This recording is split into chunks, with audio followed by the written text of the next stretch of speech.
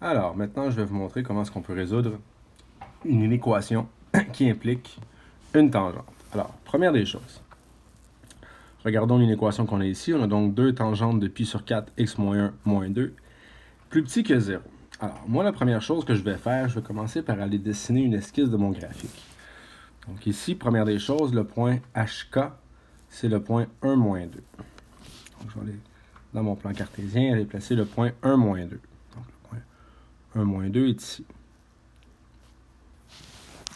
Et par la suite, je vais aller déterminer ma période. Donc, ma période est de pi sur b, donc de pi sur 4, qui va être égal à 4.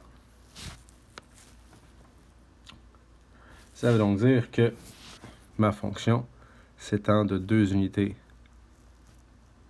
vers la droite et de 2 unités vers la gauche. En fait, savez-vous quoi? Je vais graduer avec des bonds de 1/2, comme ça ma fonction va être un petit peu moins serrée. Donc ici, je vais retracer point 1, moins 2. Et par la suite, 4 unités plus loin, je vais donc être à 1, 2, 3, 4. Je vais être ici. Et 1, 2. Oh, ça devrait rester 2, pas 4. Donc ma première asymptote va être située ici. Et ma première asymptote va être située ici, à moins 1. Je vous rappelle que mes asymptotes, les équations, là, c'est tout le temps h moins la moitié de la période. Donc ici, c'était donc 1 moins 2 qui est égal à moins 1. Et l'autre asymptote, c'était h plus la moitié de la période. Donc 1 plus 2 qui est égal à 3. Alors, maintenant, je regarde mon paramètre A et mon paramètre B. Mon paramètre A et mon paramètre B sont tous les deux positifs, ce qui veut donc dire que ma fonction va être croissante. Alors, ma fonction va ressembler à quelque chose de ce genre-là. Vraiment, ici, là, c'est une esquisse, c'est pas parfait. Oups.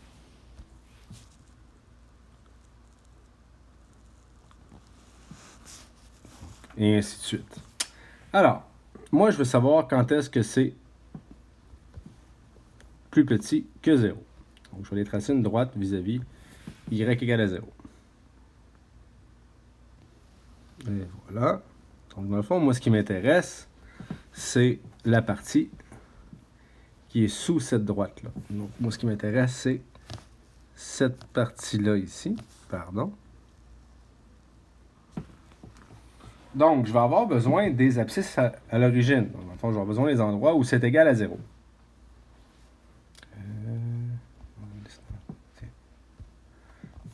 Donc, je vais avoir besoin de cette valeur-là ici et de cette valeur-là.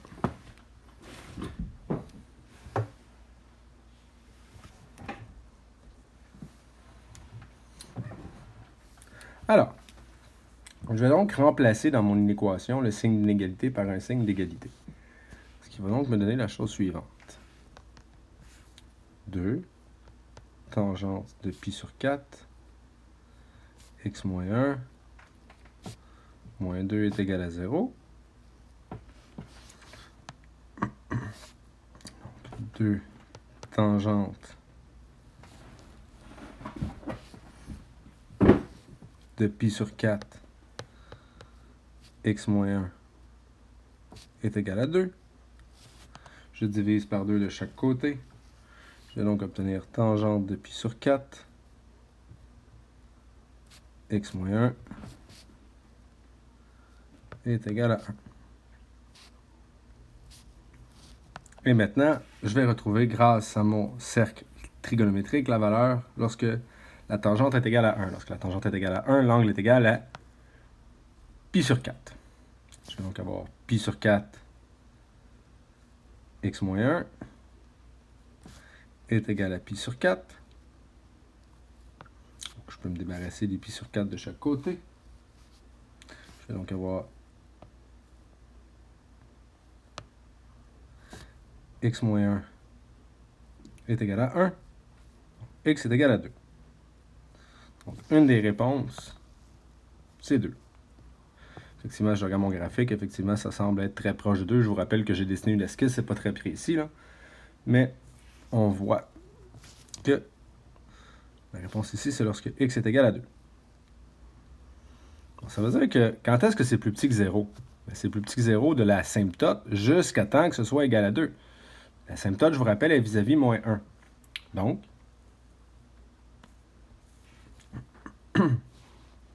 ici, ma réponse, ça va être x appartient à l'intervalle. Et là, j'exclus la première valeur étant donné que c'est l'asymptote. Donc ici, ça va être moins 1 jusqu'à ce que j'arrive à 2.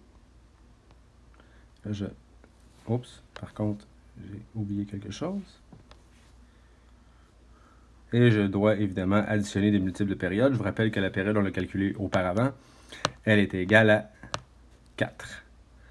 Donc, je rajoute des multiples de 4. Donc, plus 4n, plus 4n.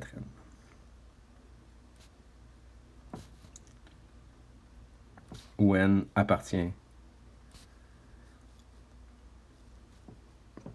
aux entiers relatifs. Vous m'excuserez ici, je n'ai pas tout à fait suivi exactement les étapes dans l'ordre. La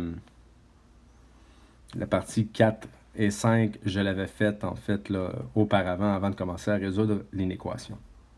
Alors voilà comment on fait. Donc je vous rappelle, là, moi ce que je fais tout le temps, c'est tout le temps de résoudre l'équation et de prendre l'esquisse du graphique pour trouver la solution.